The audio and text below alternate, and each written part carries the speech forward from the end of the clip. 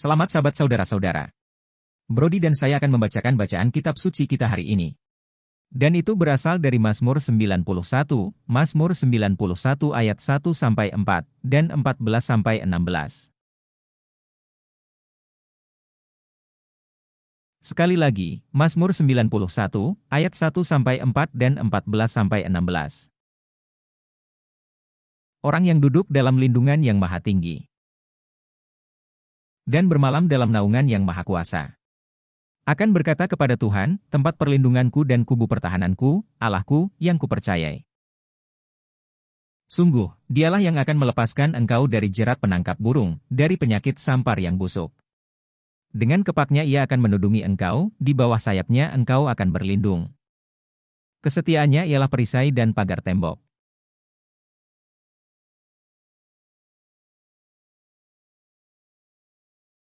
Melanjutkan di ayat 14. Sungguh, hatinya melekat kepadaku, maka aku akan meluputkannya. Aku akan membentenginya, sebab ia mengenal namaku. Bila ia berseru kepadaku, aku akan menjawab. Aku akan menyertai dia dalam kesesakan, aku akan meluputkannya dan memuliakannya. Dengan panjang umur akan kukenyangkan dia, dan akan kuperlihatkan kepadanya keselamatan daripadaku.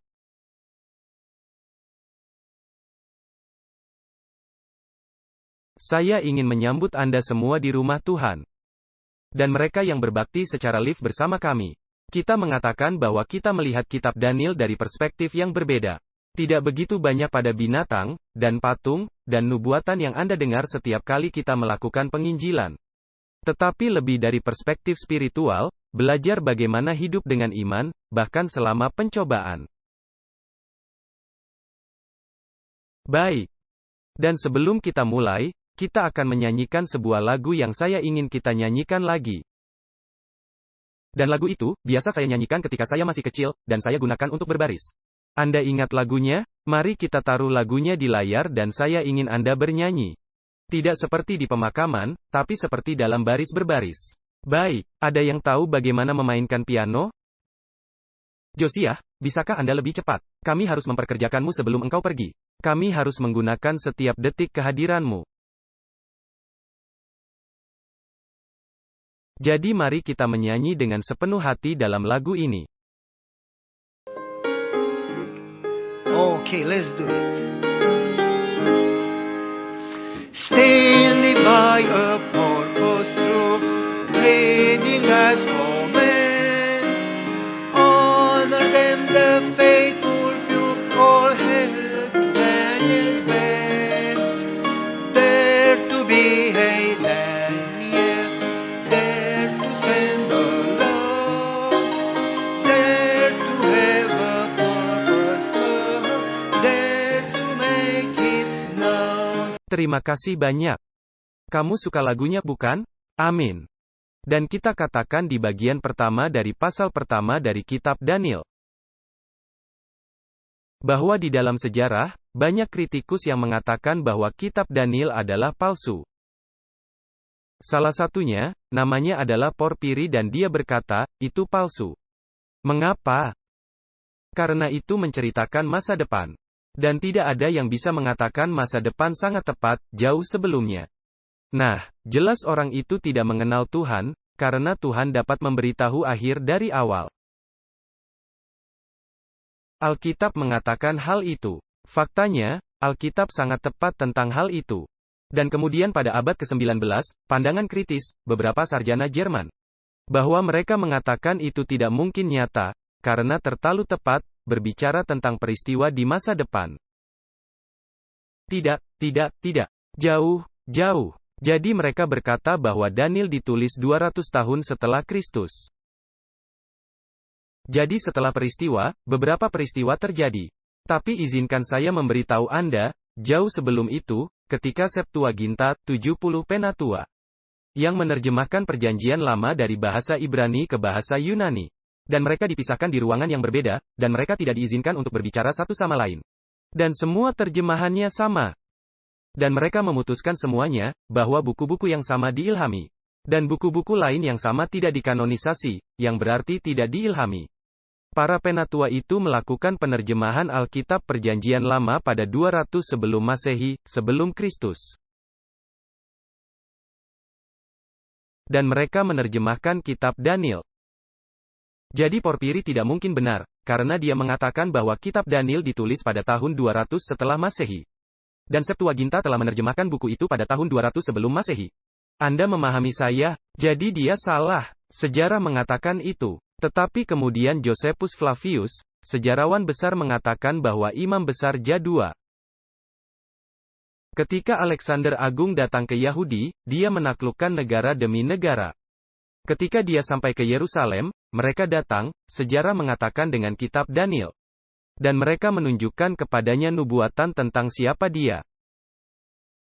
Dan karena itu, dia memaafkan Yerusalem dan dia pindah ke negara berikutnya. Dan itu terjadi sebelumnya. Jadi itu adalah bukti lain.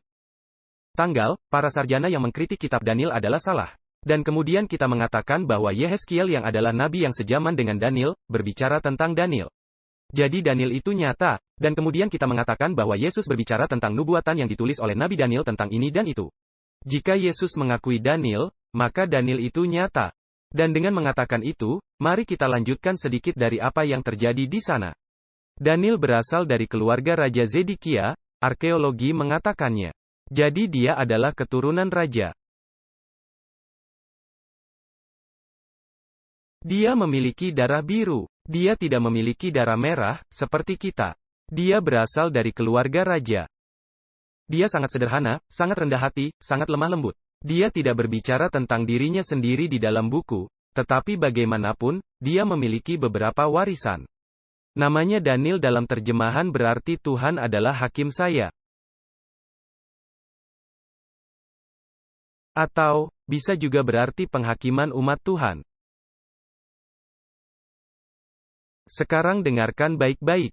Kitab Daniel memiliki nubuat-nubuat yang dimeteraikan untuk saat itu karena merujuk pada akhir zaman.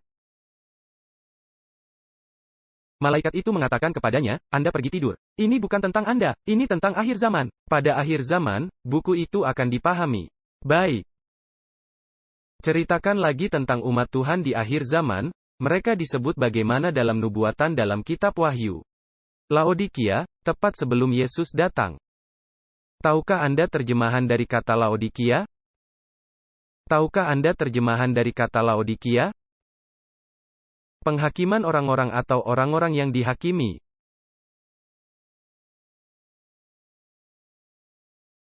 Dapat diterjemahkan dengan cara apapun, penghakiman orang-orang atau orang-orang yang dihakimi. Jadi Daniel berarti Tuhan adalah hakim saya atau penghakiman orang-orang. Dan dia memiliki nubuatan tentang akhir zaman. Dan gereja akhir zaman memiliki nama yang sama. Anda mengikuti saya sejauh ini? Kita akan sampai di suatu tempat. Hanya terus ikuti saya. Saya ingin menyebutkan sedikit tentang Daniel, hanya untuk meninjau dengan cepat apa yang kita katakan terakhir kali. Daniel jelas dibesarkan dalam keluarga yang sangat saleh. Dan kita menghormati orang tua yang mengajar anak-anak untuk mengasihi Tuhan. Bukankah seharusnya kita juga, orang tua yang mengajar anak-anak bukan dengan kata-kata, karena anak-anak seperti monyet. Mereka tidak melakukan semua apa yang Anda katakan kepada mereka. Mereka melakukan lebih banyak dari apa yang mereka lihat. Mereka meniru orang tua. Saya ingat ayah saya, ketika dia akan memimpin paduan suara, ayah saya akan melakukan ini. Dan saya akan pergi ke depan cermin dan akan melakukan ini. Dan bayangkan saya akan menjadi direktur paduan suara sepanjang hidup saya. Anak-anak memiliki kecenderungan untuk meniru orang tua. Lagi pula, orang tua Daniel tidak hanya mengajarinya. Tetapi mereka menunjukkan kepadanya bagaimana mengasihi Tuhan dan bagaimana mengambil sikap untuk Tuhan. Oleh karena itu, Daniel menghormati Tuhan bahkan selama krisis. Jadi apa yang terjadi pada 605 sebelum Masehi, sejarah dan Alkitab sama-sama mengatakan bahwa Nebukadnezar yang adalah anak dari Nabopolassar, Raja Babel, mulai mengambil negara demi negara dan dia sampai ke Mesir. Dan ketika dia sampai di Karkemish, garnisun di Karhemis gagal dan Mesir kalah dalam pertempuran. Ketika pertempuran dimulai, Yoyakim yang merupakan Raja Yehuda, melakukan sesuatu yang sangat bodoh. Dia mengirim uang yang sangat banyak kepada Firaun. Dan dia membayar Firaun untuk mempertahankan Yerusalem dari Babel. Itu memalukan baginya, mempercayai manusia. Alkitab mengatakan terkutuklah orang yang mengandalkan manusia. Gantinya percaya pada Tuhannya. Dia telah melihat Tuhan di masa lalu berkali-kali. Membelah laut, memundurkan matahari ke belakang. Dia telah melihat Tuhan melakukan begitu banyak mukjizat, sejarah Israel penuh dengan mukjizat. Memberi mereka makan dari surga, memberi mereka air dari batu. Anda bisa lanjutkan dan lanjutkan. Sejarah Israel begitu kaya. Dia bisa pergi kepada Tuhan dalam doa dan berkata, Tuhan, maukah Engkau mengasihani kami? Tapi dia memilih untuk membayar Firaun. Dan tebak apa yang terjadi? Firaun kalah dalam pertempuran. Dan saat Nebukadnezar pergi ke negara berikutnya, dia pergi ke Yerusalem dan dia pergi ke Yehuda. Dan itu berarti orang yang dia bayar baru saja meninggal. Dia kehilangan uangnya dan Nebukadnezar datang ke Yehuda. Wah, berita buruk. Sekarang izinkan saya bertanya, marilah kita anggap Anda tinggal di kota itu. Anggap saja Korea Utara menyerang Anda. Mereka tidak akan melakukannya, tetapi misalkan Anda tinggal di kota itu, dan tentara yang kuat yang membunuh negara demi negara demi negara. Dan tidak ada yang tahan dengannya, mengepung tembok kota Anda. Apa yang akan kamu lakukan? Sulit dibayangkan, tapi coba saja Anda berimajinasi. Saya tahu Anda bisa. Apa yang akan kamu lakukan? Apa yang akan kamu lakukan? Berdoa. Oke. Mari bayangkan Anda berdoa. Dan Nebukadnezar masih mengambil alih kota dan mulai membunuh orang-orang. Tuhan tidak menjawab doamu. Bagaimana perasaan Anda tentang hal itu? Perasaan emosi, kekecewaan. Bagaimana perasaan Anda tentang hal itu? Misalkan tentara itu datang kepada Anda, ke rumah Anda. Dan tentara itu membunuh orang tua Anda di depan mata Anda dan Anda terus berdoa. Dan saat Anda berdoa, tidak ada jawaban. Bagaimana perasaan Anda tentang hal itu? Pernahkah terjadi pada Anda ketika berdoa dan tidak mendapat jawaban? Bagaimana perasaan Anda tentang hal itu? Kamu benar. Kata-kata itu sangat bagus. Sangat membingungkan, sangat putus asa, dikecewakan. Di mana Tuhan? Apakah Dia tidak tahu apa yang Anda alami? Sangat mudah bagi kita tahu sejarah, mereka tidak. Tetapi bagaimanapun juga, pada waktu itu, ketika banyak orang putus asa dan kehilangan iman pada waktu itu. Ketika banyak yang berdoa dan tetap binasa. Ketika orang lain mencari solusi, tetapi tetap binasa. Ketika orang lain mulai saling menyalahkan, tetap binasa. Orang tua Daniel dan Daniel membuat keputusan. Dan biarkan saya menggunakan kata ini dan saya ingin Anda mengingat kalimat ini. Doa bukan untuk mendapatkan jawaban, tetapi untuk memiliki hubungan. Apakah Anda mengikuti apa yang saya katakan? Doa seharusnya tidak menjadi alat untuk mendapatkan sesuatu, atau untuk mendapatkan jawaban atas doa Anda, tetapi untuk mengenal seseorang, dan menjalin hubungan dengan seseorang. Berapa kali kita berdoa untuk hubungan? Berapa kali kita berdoa untuk meminta jawaban? Anda memahami saya, dan jika Anda tidak mendapatkan jawabannya, coba tebak apa yang terjadi? Anda putus asa, Anda menjadi depresi. Karena kita fokus pada diri sendiri. Kita fokus pada benda-benda. Kita fokus pada jawaban dan jika kita tidak mendapatkan apa yang kita inginkan, kita kehilangan kepercayaan kita. Tapi ada martir yang berdoa, dan Tuhan memilih yang berbeda. Dan seperti Ayub, dia berkata, bahkan jika dia tidak menjawab, saya akan selalu memuji Tuhanku. Dan mengasihinya seperti biasa. Saya ingat ayah saya mengatakan kepada saya, Nak, jika Anda mencintai saya, hanya ketika saya mengirimimu uang. Anda tidak mencintai saya sama sekali. Anda harus mengasihi saya bahkan jika saya miskin dan tidak memberimu uang. Anda memahami saya. Dan ayah saya berkata kepada saya, jika Tuhan bangkrut, Tuhan tidak akan bangkrut. Tapi bagaimanapun, jika Tuhan kehilangan segalanya, dan Dia tidak memberi saya surga dan hidup yang kekal, ayah saya mengatakan, saya akan tetap mengasihinya, karena betapa Dia mengasihi saya. Doa yang sebenarnya bukan untuk mendapatkan jawaban, tetapi untuk mendapatkan suatu hubungan. Jadi mungkin orang tua Daniel terlalu fokus pada Tuhan. Sehingga mereka membuat keputusan, apapun yang terjadi pada saya. Tidak penting, seperti Paulus, jika saya hidup itu adalah keuntungan. Maafkan saya, jika saya hidup, saya akan melayaninya. Jika saya mati, itu adalah keuntungan. Bagi saya itu adalah seketika saja, saya akan melihat Yesus. Seringkali kita fokus pada diri sendiri. Orang tua Daniel dan Daniel memutuskan untuk tidak fokus pada dirinya sendiri. Apapun yang terjadi pada kita, tidak penting. Mari kita tidak fokus pada masalah ini. Oh, mungkin mereka berkata, jika saja raja kita mempercayai Tuhan. Tapi marilah jangan salahkan siapapun. Mari, jangan menuduh siapapun. Jangan fokus pada masalah kita. Mari kita fokus kepada Tuhan. Dan sampai detik terakhir hidup kita, mari kita puji Dia. Berdoa. Mari kita mati dengan memuji Dia. Mari kita mati dengan menyanyikan lagu seperti para martir. Dan mungkin saya berkata, Daniel berkata, Tuhan, saya menyerahkan hidup saya. Seperti Yesus di tangan-Mu. Ambil cobaan ini dariku, akan tetapi biarlah kehendak-Mu yang jadi. Anda mengingat Yesus di Getsemani? Namun demikian, biarlah kehendak-Mu yang jadi. Saya akan memuji-Mu sepanjang hidup saya, bahkan jika saya mati. Dan doa tidak dijawab. Dan tentara datang dan membunuh orang tuanya dan mereka membunuh ribuan dan puluhan ribu, mungkin jutaan orang. Dan kemudian mereka mengambil budak, dan Nebukadnezar memiliki, sejarah mengatakan, strategi yang sangat cerdas. Dia punya rencana, setiap negara, dia akan pergi, dia akan membawa orang-orang muda yang paling cerdas. Dan orang-orang dari keluarga raja dibawa ke Babel.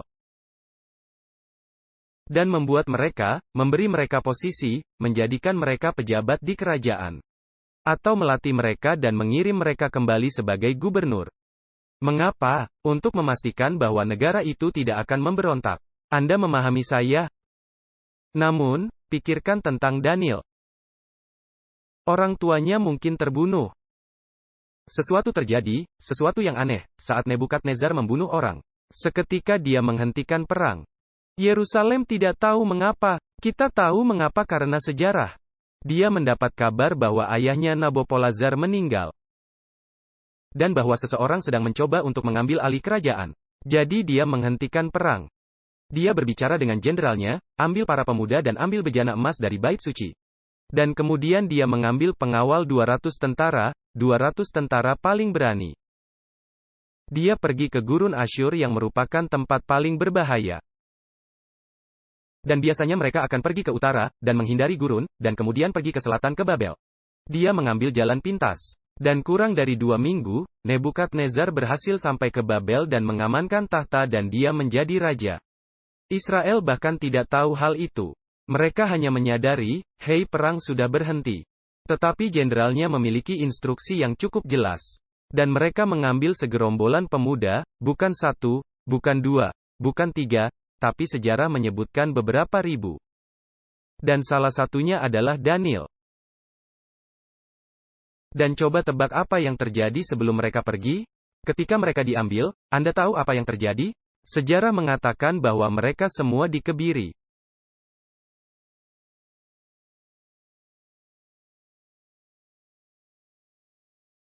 Jika Anda adalah mereka, saya tidak pernah dikebiri. Jadi saya tidak tahu perasaan fisik atau perasaan emosional. Tetapi jika Anda adalah mereka, Anda mungkin akan merasa sengsara dan hancur selama sisa hidup Anda. Emosi, rasa sakit, frustrasi, saya berdoa, dan Tuhan tidak menjawab. Dan bahwa negara diambil dan orang tuanya dibunuh. Dan begitu banyak orang terbunuh. Dan inilah yang sedang terjadi pada saya. Dan sekarang saya adalah seorang budak. Perasaan. Apakah Anda masih percaya bahwa Tuhan, yang tidak menjawab doa Anda? Dan kemudian 2 bulan, sejarah mengatakan antara 2 atau 3 bulan perjalanan. Pergi, meninggalkan Laut Galilea dan pergi ke Samaria dan pergi ke Karkemish. Dan pergi ke utara, dan kemudian pergi ke selatan, 500 mil lagi sampai Anda sampai ke Babel. Melalui panas yang mengerikan, berjalan 3 bulan. Sepanjang waktu itu, dia berdoa. Sepanjang waktu itu, dia punya waktu untuk berdebat dengan Tuhan. Waktu untuk berpikir, apa yang akan Anda pikirkan, meninggalkan negaranya dan Anda tidak melihat negara itu lagi. Dan Anda berjalan ke negara baru. Anda sampai di sana dan mereka ingin mencuci otak Anda. Nama baru, makanan baru, budaya baru, dewa baru, semua yang baru. Lupakan yang lainnya. Sekarang Anda berada di Babel. Entah Anda menjadi orang Babilonia atau Anda mati, tidak ada pilihan lain. Dan raja mengebiri mereka untuk tujuan yang sangat jelas. Mereka adalah pejabat. Dia tidak menginginkan anak-anak mereka. Dia tidak ingin mereka memiliki anak, untuk bercita-cita menjadi raja, atau membalas dendam. Anda memahami saya? Dia tidak menginginkan mereka untuk memiliki anak. Oke. Jadi Daniel punya waktu untuk memikirkan apa yang terjadi.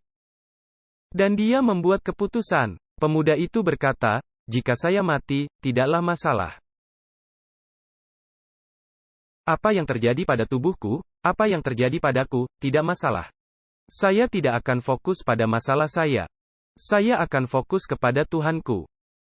Saudara-saudara, kita semua akan melalui pencobaan. Anda mungkin tidak mengerti apa yang terjadi dalam hidup Anda. Ini mungkin tidak masuk akal. Dan Anda mungkin berdoa dan tidak melihat jawaban. Tetapi bagaimana jika Anda memilih untuk tidak fokus pada masalah Anda? Tetapi Anda memilih seperti Daniel untuk fokus pada Tuhan dan memuji Dia tanpa mempedulikan apapun. Dan tetaplah menjadi setia dalam keadaan apapun. Terlepas dari apakah Anda hidup atau mati, apakah Anda kehilangan pekerjaan atau tidak. Jika Anda kehilangan rumah Anda atau tidak, bagaimanapun juga. Tetap, saya akan mempercayaimu dan memujimu selalu. Engkau adalah Tuhan saya. Saya tidak memujimu hanya ketika saya diberkati, saya memujimu bahkan jika saya mati. Saya percaya kepadamu bukan hanya saat semuanya berjalan baik. Saya percaya kepadamu meskipun sesuatu berjalan salah dan saya tidak mengerti. Sungguh suatu iman. Alasan Tuhan tidak dapat menggunakan kita seperti cara Dia menggunakan orang di masa lalu. Bukan karena mereka dijatuhkan dari surga. Daniel, seperti bin, jatuh dari surga. Dia adalah orang suci. Tidak. Mereka membuat keputusan untuk tetap setia dalam apapun. Selalu setia. Saudara-saudara, bisakah Anda mengatakannya dengan keras? Selalu setia dalam apapun. Katakanlah bersama saya, selalu setia dalam apapun. Saya ingin memberitahu Anda, ini adalah kata-kata besar. Jadi mari kita lanjutkan sedikit dan kita akan mulai dari mana kita berhenti waktu lalu. Jadi Daniel, jelas, tidak menjadi setia hanya dalam semalam. Jelas dia mulai mengalami Tuhan sebelumnya, untuk bertahan sekarang. Jangan bayangkan bahwa iman Anda akan tumbuh selama pencobaan. Ketika Yesus datang, tepat sebelum Yesus datang. Tidak. Iman Anda seharusnya bertumbuh hari ini. Jika Anda tidak berhasil hari ini, Anda tidak akan berhasil nanti. Anda memahami saya? Jadi Daniel memutuskan untuk mempercayai Tuhan terlepas dari apa yang terjadi padanya. Seperti semua orang hebat di dalam Alkitab. Pikirkanlah tentang Musa. Dia harus lari. Dia kehilangan masa depannya, posisinya yang hebat. Dan dia selama 40 tahun di belakang domba. Apa engkau punya kesabaran menunggu 40 tahun? Pikirkanlah tentang Abraham. Pikirkan tentang Yusuf, tidak bersalah, 7 tahun di penjara, dijual sebagai budak oleh saudara-saudaranya sendiri. 7 tahun di penjara, berdoa setiap hari untuk pembebasan. Tidak ada jawaban. Dia memutuskan untuk tetap setia. Itulah alasan Tuhan bisa memakai Yusuf. Agar Tuhan memakai kita hari ini, pertama-tama kita harus mempelajari apa yang mereka pelajari di masa lalu. Anda lihat, keajaiban besar datang setelah cobaan besar. Karena cobaan besar berarti dapur api untuk memurnikan emas di dalam. Anda memahami saya? Kamu tahu apa yang saya maksud? Kita tidak bertumbuh ketika tidak ada yang terjadi. Tidak ada yang terjadi secara kebetulan. Jika Tuhan mengizinkan beberapa pencobaan dalam hidup Anda, Tuhan mengizinkannya untuk suatu tujuan. Bukan untuk Anda mengeluh dan menangis. Oh, saya butuh bantuan. Tidak ada yang salah untuk meminta bantuan, tetapi Tuhan mengizinkan hal itu untuk Anda atau saya untuk bertumbuh. Dan untuk belajar iman, dan bersiap-siap untuk pencobaan yang lebih besar, yang akan datang pada akhir. Anda memahami saya? Jadi daripada mengeluh, lebih baik kita berkata, Tuhan, bantu saya untuk belajar pelajaran. Seperti Ayub, ingat semua orang hebat yang ada di dalam Alkitab, mereka telah berada di perapian yang menyala-nyala. Itulah alasan mengapa Tuhan dapat memakai mereka. Selalu setia dalam apapun. Saya ingin Anda mengingat ini, kutipan ini, Tuhan menghormati mereka yang menghormati Tuhan. Apakah Anda mendengarnya? Yusuf menghabiskan 7 tahun di penjara tanpa jawaban atas doanya. Tetapi kemudian dia menjadi orang kedua di dalam kerajaan.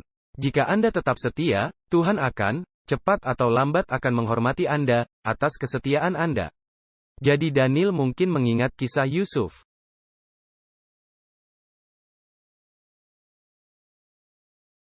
Mungkin mengingat cerita tentang gadis, yang diambil Naaman, lelaki yang terkena kusta. Mengambilnya sebagai budak. Jika Anda seorang gadis kecil, yang diambil sebagai budak dari rumahmu, dari negaramu. Apakah Anda akan mengasihi tuanmu atau membencinya? Dia terkena kusta. Penyakit kusta adalah simbol dosa, hukuman untuk dosa. Dia bisa saja mengatakan bahwa dia pantas mendapatkannya. Dia mendapat hukuman atas apa yang dia lakukan, biarkan dia mendapatkannya. Dia berdoa untuknya. Dan kemudian bayangkan Anda pergi ke Iran dan Anda berbicara tentang Tuhan. Apa yang terjadi pada Anda? Di negara Suriah, di mana mereka memiliki Tuhan yang berbeda dan mereka membenci Israel dan Tuhan Israel. Dia memiliki keberanian untuk pergi ke Tuhan dan berkata, ada Tuhan di Israel. Dan ada seorang nabi di Israel dan Anda bisa sembuh. Dan tentu saja gadis kecil itu memiliki karakter yang begitu murni. Sehingga tuannya cukup mempercayainya untuk berpikir bahwa kustanya dapat disembuhkan.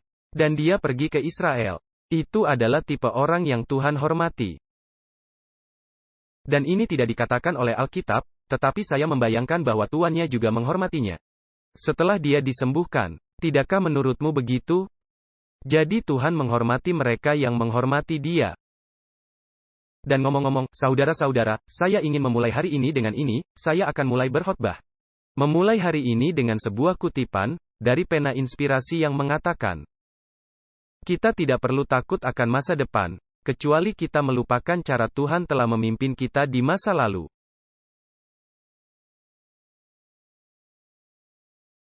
Mungkin Daniel mengingat kisah Ayub, mengingat kisah Yusuf, mengingat kisah Musa.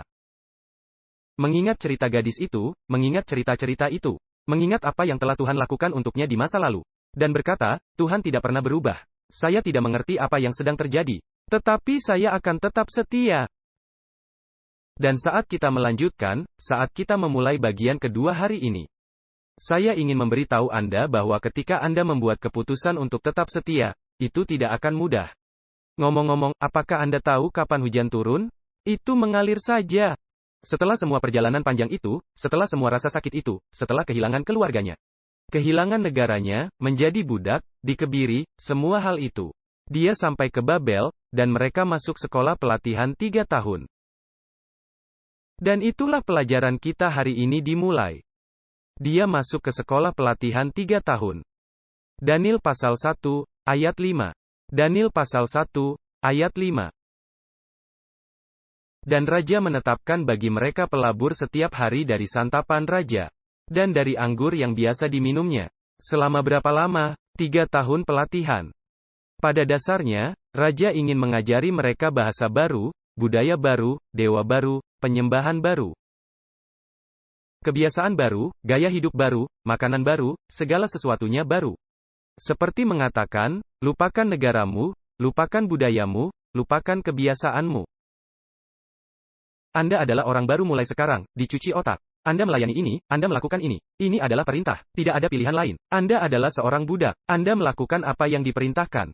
Oke, makanan yang mereka dapatkan bukanlah makanan biasa yang biasa mereka makan. Ngomong-ngomong, dikatakan persediaan makanan raja setiap hari dan anggur yang diminum raja. Baiklah, izinkan saya memberitahu Anda bahwa itu tidak dikatakan demikian dalam bahasa Ibrani.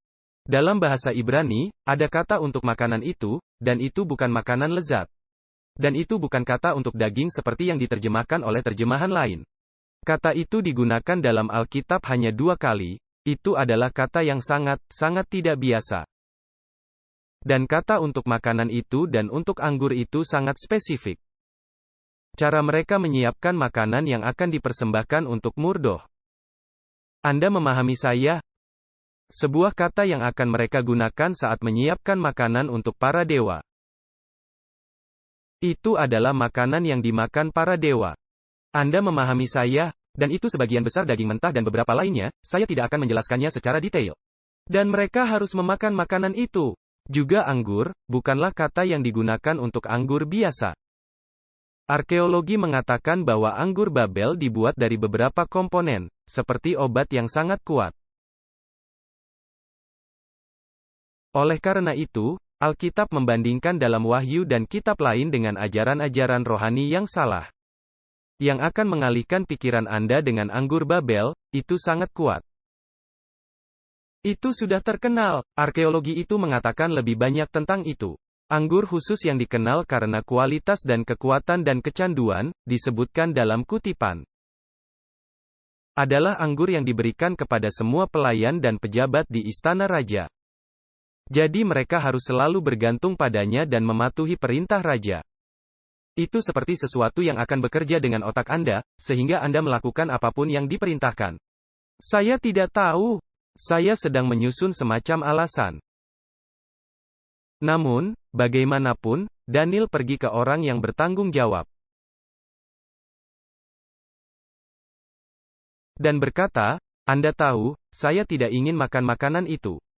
Saya tidak ingin minum minuman itu. Mari kita bicara sedikit tentang nama-nama mereka. Nama-nama telah diubah, dan saya akan menunjukkan kepada Anda di layar. Makanan mereka diganti, penyembahan mereka diubah, nama mereka diubah. Dalam budaya Ibrani, nama berarti sesuatu. Nama berarti 4 hal. Berapa banyak? Pentingnya arti nama itu adalah berkat dari Tuhan, janji Tuhan untukmu, atau rencana Tuhan untukmu. Panggilan untuk melayani, dan karaktermu, nama akan menggambarkan karaktermu. Jadi pada dasarnya jika Anda berubah, jika Tuhan mengubah karaktermu, Tuhan akan mengubah nama Anda seperti Abram menjadi Abraham, Yakub menjadi Israel. Ketika sesuatu berubah dalam panggilan Anda atau dalam hidup Anda, nama Anda akan diubah. Anda memahami saya? Itu di dalam budaya Ibrani. Di dalam budaya Babilonia nama berarti dewa-dewa yang Anda sembah. Apakah engkau mendengar? Baik, mari kita bahas nama-nama itu. Daniel dalam bahasa Ibrani berarti Tuhan adalah hakim saya atau penghakiman orang-orang. Dalam nama Babilonia, ia mendapat nama Belsazar, ini berasal dari 2 kata. Bel adalah dewa tertinggi di Babel, yaitu dewa matahari, yang disebut Marduk. Dan Sazar berarti orang yang akan melindungi raja. Arti Belsazar adalah dewa matahari, Bel, yang akan melindungi raja. Jadi bukan Tuhan yang akan melindungi saya, tetapi dewa matahari yang melindungi saya. Anda memahami saya? Tahukah Anda bahwa Maria dalam gambar di gereja Katolik dan semua gambar berasal dari Pergamon dan di Pergamon, dewa matahari dan istri dewa bulan.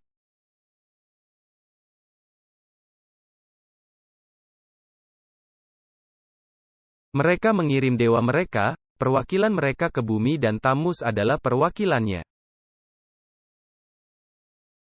Dan dia adalah dewa saat dia datang ke bumi. Dan Tammuz, dan istrinya, Tammuz terbunuh dan Tammuz mati. Dan saat dia meninggal, istrinya berselingkuh dengan orang lain dan mereka ingin membunuhnya. Dan dia berkata, "Oh, dewa matahari menaungi saya." Dan anak itu bukan dari kesetiaan, perselingkuhan. Anak itu dari Tuhan. Dan karena itu di sekitar kepala anak itu ada hal-hal itu karena dia adalah putra dari dewa matahari. Anda memahami saya? Dan ketika kekristenan dan paganisme bersatu, mereka meminjam simbol itu untuk Maria dan Yesus. Tapi itu sebenarnya adalah istri Tammuz. Anda memahami saya?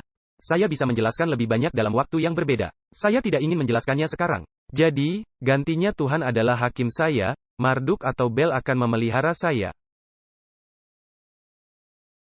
Nama berikutnya Hananya diterjemahkan sebagai Yahweh itu murah hati. Yahweh itu baik kepadaku. Nama baru yang diberikan Sadrah yang berarti perintah dari dewa aku. Aku adalah dewa bulan. Itu juga bisa diterjemahkan melayani aku atau bergantung pada aku. Bukannya bergantung kepada anugerah Tuhan, tetapi bergantung pada Dewa Bulan. Anda memahami saya? Nama berikutnya Misael, dalam terjemahan Ibrani berarti seseorang milik Tuhan. Misael milik Tuhan. Nama baru adalah Mesaku. Aku adalah Dewa Bulan. Dan terjemahannya adalah siapa seperti aku atau semuanya milik aku. Gantinya mengatakan saya milik Tuhan. Dia berkata sekarang engkau adalah milik aku. Anda memahami saya? Nama berikutnya sebagai Azaria berarti dalam bahasa Ibrani, Yahweh membantu. Nama barunya Abednego, anak kecil mengatakan ke tempat tidur kita pergi, Abednego. Oke. Abednego berasal dari dua kata yaitu Abed artinya pelayan. Nego artinya dewa kebijaksanaan. Gantinya mengatakan Yahweh membantu saya, tetapi dewa kebijaksanaan membantu saya. Anda memahami saya? Jadi nama mereka diubah secara total keseluruhannya. Negara baru, nama baru, budaya baru, makanan baru, ibadah baru, baru. Pesannya adalah lupakan segalanya. Mari kita pergi ke Daniel pasal 1, ayat 8.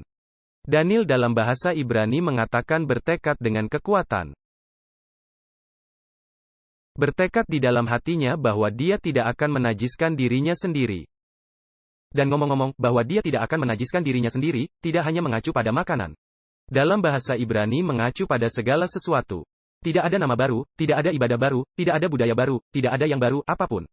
Bahkan, jika Anda membaca kitab Daniel, 70 tahun kemudian, dia tetaplah Daniel. Raja masih memanggilnya Daniel, tidak memanggilnya Belsazar. Dia menolak nama itu. Dia berkata, tidak. Tuhan adalah hakimku. Tidak. Saya tidak akan menerima nama baru, Tuhan yang baru. Tidak, saya tidak akan mempercayai Tuhan yang baru. Dia bertekad untuk tidak berkompromi dengan apapun. Ngomong-ngomong saudara-saudara, Anda berkompromi hari ini sedikit, besok sedikit, segera tidak ada yang terang. Tidak ada perbedaan antara gereja dan dunia. Dia meminta kepada pemimpin yang ada di atas mereka untuk memungkinkan dia untuk tidak menajiskan dirinya sendiri. Ya, dia bisa saja berkata, Anda tahu, saya setelah 3 bulan perjalanan saya lemah, saya sakit. Saya perlu makan makanan yang nyata. Dan setelah kesehatan saya pulih, maka saya akan menaati Tuhan. Tapi dia mengatakan, tidak ada kompromi dalam hal-hal besar atau dalam hal-hal kecil. Tidak ada kompromi, titik. Tidak ada kompromi. Alkitab berkata dalam kitab Amsal bahwa rubah kecil merusak kebun anggur yang besar. Artinya dosa kecil, kompromi kecil, hal-hal kecil yang kita bahkan tidak kita perhatikan. Hal-hal sehari-hari, apa yang salah dengan gosip? Ini sangat enak. Ketika Anda berbicara tentang seseorang, oh, Anda merasa sangat baik. Hal-hal kecil akan merusak kehidupan kekal Anda. Jadi dia bertekad dalam semua itu, besar atau kecil, untuk tidak berkompromi. Itu tidak hanya tentang makanan. Apakah itu halal atau haram? Apakah itu sehat atau tidak sehat? Dipersembahkan kepada berhala atau dewa. Ini adalah tentang hubungan. Saya akan melakukan apa yang Tuhan katakan. Titik. Dalam segala hal. Jadi dia berbicara kepada pimpinan Eunuks, orang yang dikebiri, dan dia berkata, dengarkan. Ayat 9. Dia berkata, dengarkan, biarkan saya untuk tidak makan makanan ini. Dan Tuhan membuat Daniel menjadi kesukaan dari pimpinan orang Kasim. Mungkin dia memiliki begitu banyak integritas sehingga orang itu berkata, baik. Dan dalam ayat 10, pemimpin itu berkata, aku takut, kalau tuanku raja, yang telah memberikan perintah yang jelas, menetapkan makanan dan minumanmu, penyembahan dan segala sesuatu yang lain. Bagaimana jika kalian kelihatan buruk dari yang lainnya? 10 kali lipat atau berapapun. Dan kemudian saya akan kehilangan kepala saya. Ayat 11 dan 12. Jadi Daniel berkata, dengarkan, adakanlah percobaan dengan hamba-hambamu ini, untuk selama berapa hari? Berapa hari? Saya akan mengajukan pertanyaan kepadamu saudara-saudara. Apakah Anda benar-benar berpikir bahwa 10 hari akan membuat perbedaan dalam diet Anda dan dalam hidup Anda? Ya atau tidak? Ya atau tidak? Nah, saya beritahu Anda, anak saya Ovi, merasa tidak enak akhir-akhir ini, sangat buruk sehingga dia tidak bisa fokus. Dia akan mengendarai mobil dan tertidur saat mengemudi. Anda akan berbicara dengannya dan dia mulai mengorok. Dia pergi ke dokter, memberinya pil. Dia tidak merasa lebih baik. Dia pergi ke Weimar bersama Dr. Netley yang pernah ke sini 2 minggu lalu. Dan dia menelepon saya setelah 2 hari.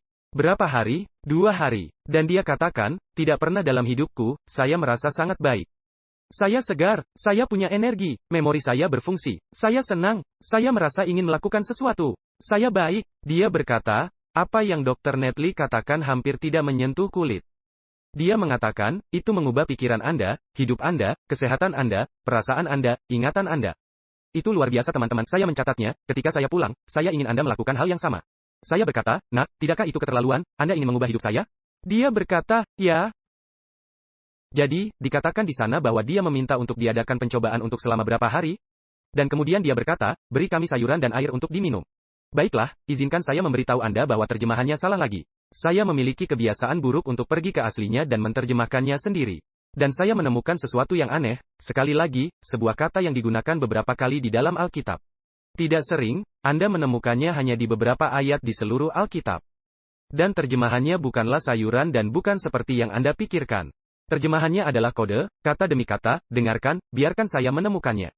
Hal-hal yang disajikan mentah. Itulah terjemahan yang murni, hal-hal yang disajikan mentah. Jadi saya masih belum mengerti, beri saya lebih banyak. Apa yang dia bicarakan? Jadi saya mengambil kata yang sama dan saya pergi ke ayat lain di dalam Alkitab dan saya menemukan apa artinya. Dan itu artinya, dengarkan baik-baik, saya akan memberitahumu apa yang dia maksud. Dan saya pergi ke arkeologi dan saya menemukannya. Dan itu berarti sayuran, buah-buahan, biji-bijian, dan kacang-kacangan yang tidak dimasak. Anda ingin saya ulangi lagi? Apa artinya? Sayuran, buah-buahan, biji-bijian, dan kacang-kacangan yang tidak seperti di Taman Eden di surga. Semua mentah. Wow, 10 hari. Itu sedikit terlalu lama. Maksudku, saya setuju dengan semuanya, tapi es krim, saya punya masalah di sana. Maksudku es krim yang enak. Tidak, Anda tahu apa yang saya bicarakan? Ini bukan suatu dosa, bukan? Bukan, itu bukan dosa. Ini mungkin tidak terlalu sehat untuk Anda. Tidak seperti melanggar salah satu perintah, itu bukan perintah ke-11. Tapi bagaimanapun, mari kita lanjutkan. Dia meminta, adakanlah percobaan selama 10 hari. Apa yang terjadi? Apakah 10 hari itu berhasil atau tidak? Saya yakin itu bukan hanya diet. Itu juga doa. Ada banyak hal lain yang dia putuskan untuk tidak menyerah dalam penyembahan, dalam nama, dalam semua hal lainnya. Tetapi Alkitab memberikan satu contoh, dengan menegaskan maksudnya. Anda tidak perlu setia hanya dalam hal-hal besar. Jangan melanggar hari Sabat. Tetapi Anda harus setia bahkan di dalam hal-hal kecil saudara-saudara. Anda memahami saya? Oke. Sekarang mari kita lihat apa yang terjadi. Apakah 10 hari membuat perbedaan atau tidak? Nah, jika Anda pergi ke Alkitab, Anda tahu, Anda akan melihat. Daniel pasal 1, ayat 15 dan 16. Ayat 15 dan 16. Pada akhir 10 hari, mereka tampak sedih, lapar, dan agak bingung. Apakah itu dikatakan dalam Alkitabmu? Bagaimana penampilan mereka? Lebih sehat dan lebih baik dari ribuan lainnya. Jadi mungkin pimpinan mereka berkata, kerja bagus, teman-teman. Saya akan mengambil bagianmu ke rumah saya secara gratis. Saya tidak perlu berbelanja bahan makanan, dan saya akan terus memberi kalian makanan mentah. Oke. Mari kita lanjutkan. Hal-hal kecil adalah penting saudara-saudara. Ada Tuhan di surga yang hidup dan setia dan berkuasa. Dan jika Anda memilih untuk menghormatinya, Dia akan menghormati Anda. Dan jika Anda memilih untuk setia, bahkan dalam hal kecil, itu akan membuat perbedaan dalam hidup Anda. Apakah itu penting? Ya, itu penting. Apakah itu penting? Ya, itu penting. Tidak hanya dalam satu hal, makanan, kita membicarakan semuanya di sini. Kita berbicara tentang hati. Oke. Jadi Daniel tetap setia dalam apapun, dalam hal-hal besar, dalam hal-hal kecil. Ketika orang lain bisa melihatnya, ketika tidak ada yang melihatnya, ketika tidak ada yang peduli, dia bahkan mempertaruhkan nyawanya. Ayat 17, Tuhan tidak hanya menjawab doanya dan mereka terlihat lebih baik. Tapi dengarkan, ayat 17. Allah memberikan pengetahuan dan kepandaian dalam ini dan itu dan hikmat. Sedang Daniel, Tuhan memberikan pengertian tentang penglihatan dan mimpi. Tuhan berkata, teman-teman, kalian menghormatiku. Bukan hanya aku akan menjawab doamu, tapi aku akan memberimu lebih banyak.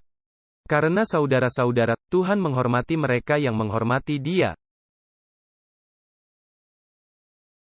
Ingat akan hal itu. Jadi Tuhan memberi mereka pengetahuan di atas semua yang lainnya. Di tengah-tengah paganisme, di tengah-tengah korupsi dan prostitusi, menyembah dewa-dewa palsu. Di tengah-tengah semua penyihir, dan dukun, cenayang dan ahli nujum, agama yang tidak benar, dalam segala hal. Daniel memutuskan untuk berdiri dan tidak menerima kompromi.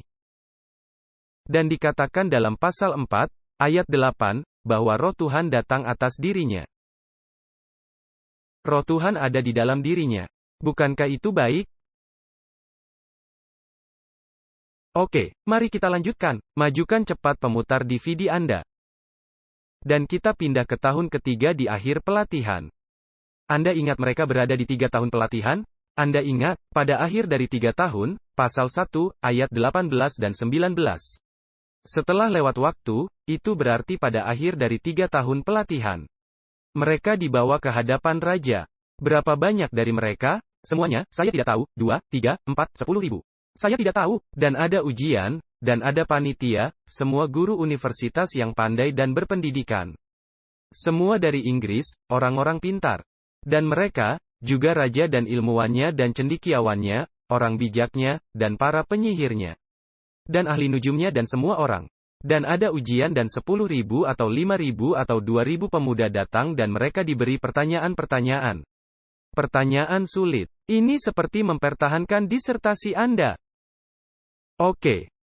Dan saat mereka pergi satu persatu, dengarkan teman-teman. Ketika raja berbicara dengan mereka, dikatakan di sana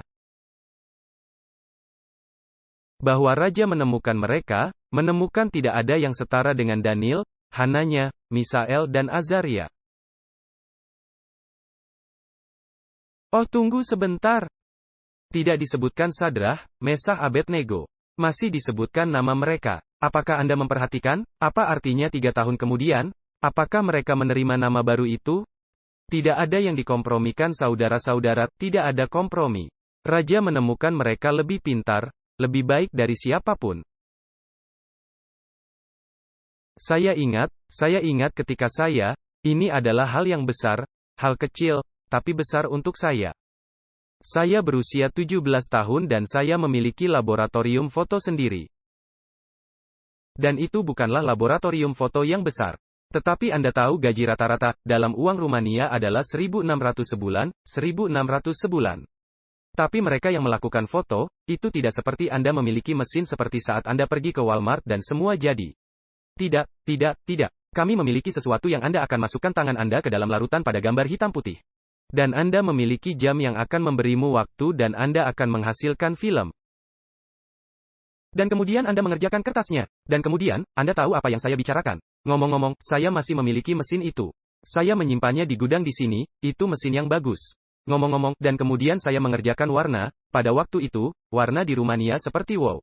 Dan kemudian Anda tahu, Anda memilih filter, 65 biru, 48 merah. Anda memilih dan saat Anda mencampur warna, Anda mendapatkan jenis warna yang tepat. Oh, terlalu banyak biru di rambut. Dan kemudian Anda mengubah warna lagi dan saya senang mengerjakan foto. Dan teman-teman, semua orang yang mengerjakan foto akan mendapati bahwa semua pernikahan menurut tradisi, menurut adat, di Rumania, pada hari Sabtu. Dan uang tidak dihasilkan dari foto paspor. Tidak, uang dihasilkan dari pernikahan. Ketika Anda mengadakan pernikahan dan 200 orang, mereka semua bersama-sama dan mereka mabuk. Mereka menginginkan difoto. Mereka ingin Anda mengambil banyak foto dan Anda akan menghasilkan dalam satu hari Sabtu di pesta pernikahan. Anda akan menghasilkan 4.000 sampai 5.000. Sementara di tempat kerja, menghasilkan 1.600 dalam sebulan. Jadi itu masalah besar. Tebak apa? Saya harus bekerja pada hari Sabtu atau tidak menghasilkan uang. Dan saya berbicara dengan ayah saya dan ayah saya berkata, laboratoriumnya milik siapa? Saya berkata, milikku. Lalu kenapa engkau bertanya padaku? Saya ingin pendapat. Dan ayah saya berkata, apakah ini tentang Tuhan atau tentang saya? Ini tentang Tuhan. Mengapa engkau tidak bertanya kepadanya? Saya berkata, ayolah, beri saya sesuatu. Dan ayahku berkata, baik, anggap saja kamu berkompromi hari ini. Dia berkata, jika itu darurat, seseorang mengalami kecelakaan dan Anda harus pergi ke sana. Anda pergi dan bantulah. Tetapi untuk menghasilkan uang, berhentilah. Dan ayahku berkata, dengar, anggap saja kamu berkompromi hari ini. Dan kemudian Anda berkompromi besok. Kapan kamu akan berhenti? Dan ayahku berkata, carilah Tuhan terlebih dahulu dan Tuhan berjanji. Dan Tuhanku tidak berbohong. Dan Tuhanku memiliki kekayaan bahwa Dia akan menyediakan di atas dan di luar semua kebutuhanmu. Karena jika Dia memelihara burung, Dia akan menjagamu. Dan apa yang akan orang-orang katakan? Dan ayahku berkata, haruskah engkau mengkhawatirkan orang atau Tuhan? Dan ayahku berkata, ujilah Tuhan. Dia bisa melakukan keajaiban untukmu dan Dia akan melakukannya. Dan saya berkata, baik. Jadi saya memutuskan tidak mengambil foto pada hari Sabtu. Dan Anda tahu teman-teman, saya pikir semua orang menjadi orang Yahudi. Saya tidak tahu apa yang terjadi. Tetapi beberapa orang mulai menelepon saya dan mengadakan pernikahan di hari Minggu. Yang mana ini bukan budaya di Rumania. Anda pergi ke sana, pernikahan di hari Sabtu, pernikahan hari Sabtu. Mereka menelepon saya, dan saya mulai mendapatkan pernikahan pada hari Minggu. Dan mereka berkata, kami mencari di mana-mana dan tidak ada yang memotret pada hari Minggu. Hanya Anda, maukah engkau memotret di pernikahan saya? Baiklah.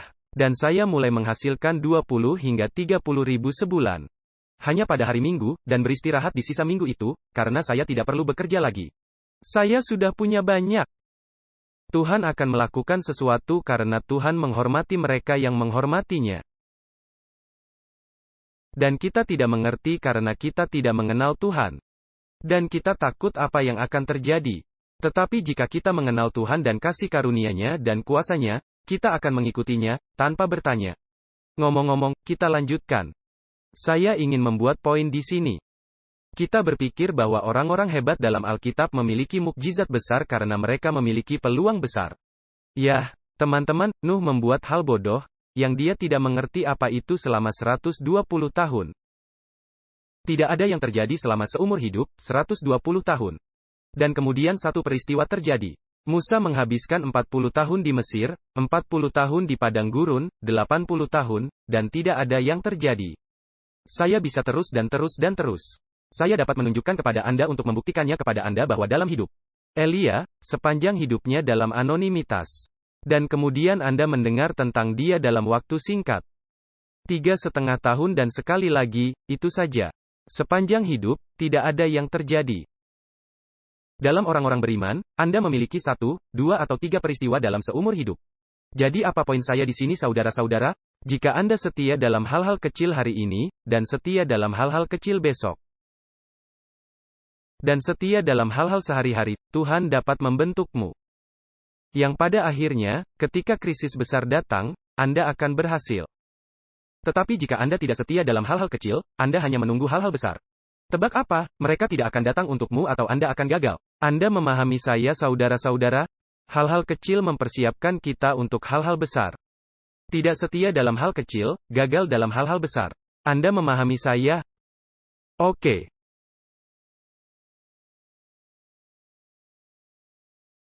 Ya, ngomong-ngomong, hidup terbuat dari detik, bukan dari tahun, hal-hal kecil. Ya, jadi mari kita lanjutkan. Setia selalu dalam apapun. Setia jika seseorang dapat melihat Anda atau tidak, karena hubunganmu dengan Tuhan. Dalam hal-hal kecil, dalam hal-hal besar, percaya kepada Tuhan. Di mana sebenarnya tampaknya Anda kehilangan segalanya, Anda kehilangan kebebasan Anda. Anda kehilangan hidupmu, kehilangan pekerjaanmu, kehilangan uangmu. Anda kehilangan rumahmu, kehilangan keluargamu. Ketika seolah-olah kamu kehilangan segalanya, kamu tetap setia kepada Tuhan. Karena kamu tidak melakukannya untuk mendapatkan sesuatu. Engkau melakukannya karena engkau mengasihi Tuhan. Yohanes 5 ayat 30. Aku tidak menuruti kehendakku sendiri, melainkan kehendak Bapa-Ku. Saya ingin memberitahu kalian saudara-saudara, bahwa Daniel menubuatkan tentang Mesias. Apakah saya benar? Dan Daniel menubuatkan bahwa Mesias akan datang untuk menyelamatkan mereka yang mengasihi dan menghormatinya. Biarkan saya memberitahu Anda, Yesus akan datang untuk menyelamatkan mereka yang setia. Yesus di padang gurun. Setan menggoda Yesus dengan berkata, buat batu menjadi roti. Dia berkata, tidak, ada tertulis. Setan berkata, lompatlah dari bait suci. Dan saya akan memberimu dunia ini. Proposal yang bodoh, karena dunia ini adalah ini milik Yesus, bukan milik setan. Tapi bagaimanapun, dia berkata, tidak, saya tidak membutuhkan dunia ini. Anda tahu, itu terus dan terus dan terus. Yesus memutuskan untuk tetap setia. Bahkan di Getsemani, biarlah kehendakmu yang jadi. Saudara-saudara, saya ingin menutup dengan ini. Berapapun biayanya, Tuhan harus menjadi yang pertama.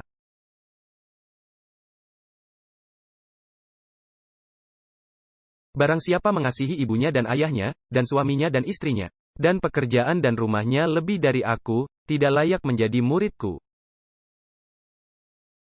Tuhan harus terdahulu sebelum diri sendiri. Apapun yang kita lakukan, kita melayani diri, kita melakukannya untuk diri sendiri. Dan Tuhan harus terdahulu sebelum diri, termasuk doa-doa kita. Kita berdoa untuk diri sendiri. Tuhan harus terdahulu sebelum diri sendiri. Tidak peduli berapa biayanya, Tuhan di atas segalanya. Tuhan di atas segalanya. Itu karena mereka yang menghormati Tuhan, Tuhan akan menghormati mereka. Jika kita belajar sesuatu dari Daniel, kita harus belajar memutuskan hari ini untuk tetap setia. Untuk membuat keputusan hari ini, untuk setia dalam hal-hal kecil. Dalam hal-hal yang tidak masuk akal, dalam hal-hal yang tidak dapat dilihat siapapun. Saya ingat sangat jelas ketika saya harus pergi ke sekolah setiap pagi, ketika saya masih di sekolah menengah. Dan saya ingat ketika saya sebelum SMA, di TK sampai kelas 8. Dan saya mengingat bagaimana mereka mengejek saya karena saya seorang Advent. Dan mereka akan berkata, kamu harus datang ke sekolah pada hari Sabtu. Itu tidak akan terjadi. Jika Anda tidak datang ke sekolah, kami akan mengeluarkan Anda. Silahkan dan lakukan. Dan saya ingat bagaimana Tuhan bekerja setiap saat. Saya benci ketika Tuhan bekerja di detik terakhir. Dia tidak pernah bekerja lebih awal. Dia akan membiarkanmu sampai saat terakhir. Tapi bagaimanapun, dia bekerja. Dan saya ingat setiap kali Tuhan melakukan mukjizat. Dan teman-teman sekelas lainnya, tidak terlalu banyak dari mereka yang berhasil dalam kehidupan mereka. Saya juga tidak kaya. Tapi teman-teman, saya diberkati. Saya dapat mengatakan itu. Saya memiliki gereja terbaik dan saya menegaskannya. Saya mendapat telepon sekitar 2 minggu yang lalu. Dan saya mengatakan kepada mereka, itu kalian yang menelpon bukan Tuhan. Saya sudah berdoa tentang hal itu. Saya memiliki gereja terbaik, dan saya punya beberapa rencana dengan gereja, dan kita harus menyelesaikan apa yang kita mulai. Saya senang di sini, saya memiliki keluarga terbaik. Saya tidak bisa meminta istri dan anak yang lebih baik. Saya merasa diberkati. Saya tidak punya banyak uang, tetapi tagihan saya entah bagaimana sudah dibayar. Saya merasa diberkati. Saya memang menghadapi beberapa tantangan, tetapi saya sehat. Saya diberkati, dan saya akan melihat Yesus dan saya akan menghabiskan kekekalan bersamanya. Dan saya akan melupakan cobaan ini. Tapi saudara-saudara, kita perlu memutuskan untuk setia dalam hal-hal kecil. Karena ini bukan tentang Anda. Mati setiap hari untuk diri sendiri, jadikan Tuhan sebagai prioritas. Ini bukan tentang makanan. Ini bukan tentang sabat. Ini bukan tentang, Anda tahu, perintah. Engkau dapat mematuhinya dan terhilang. Jadikan Tuhan sebagai prioritas sebelum diri sendiri. Semua hanya tentang hal itu. Dan kemudian Anda mungkin harus mati, Anda mungkin harus pergi, Tuhan tahu. Pastikan saja bahwa Tuhan menjadi yang terutama. Anda memahami saya? Karena mereka yang menjadikan Tuhan yang pertama, Tuhan akan menghormati mereka. Mari kita bernyanyi sekali lagi. Berani seperti Daniel dan kita selesai.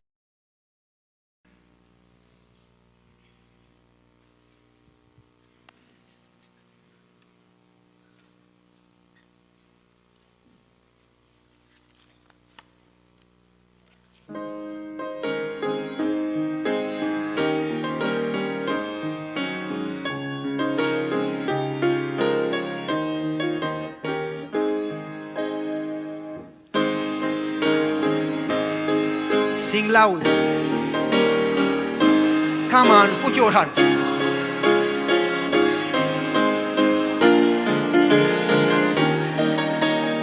Dare to be a Daniel, dare to stand alone, dare to have a purpose for, dare to make it known. Mari kita berdoa. Bapa di surga. Kami lemah, tetapi Engkau kuat. Bantu kami cukup mencintaimu untuk menjadikanmu prioritas hidup kami. Untuk menempatkanmu di atas diri, di atas keluarga, di atas pekerjaan. Di atas mobil, di atas rumah, di atas anak-anak, di atas apapun juga. Bantu kami untuk cukup mencintai untuk membuat keputusan. Untuk selalu memiliki hubungan denganmu, untuk selalu tetap setia. Setia dalam apapun, tidak pernah fokus pada diri sendiri, selalu fokus kepadamu. Kami meminta bantuanmu dan kami membuat keputusan itu hari ini. Dan Bapa, kami berdoa dalam jasa Yesus dan terima kasih telah menjawab doa kami. Kami mengasihimu dan kami memujimu dan kami tidak sabar untuk segera melihat Engkau. Amin.